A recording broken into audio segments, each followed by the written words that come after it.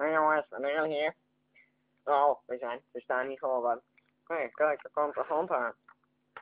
Jongens, hebben jullie het nou nog niet geleerd? Dit ding is vet gammel hoor, ik kan ieder moment weer instorten. De voer die is zo sukkel, hij vervangt dat ding niet. Oh ja, daar was ons broertje ook aan ontgekomen. En die andere hond. Nou.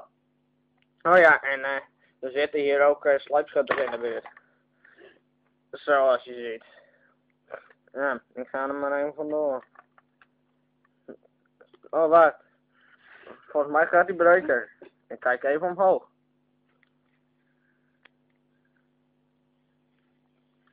Ja, hij gaat breken.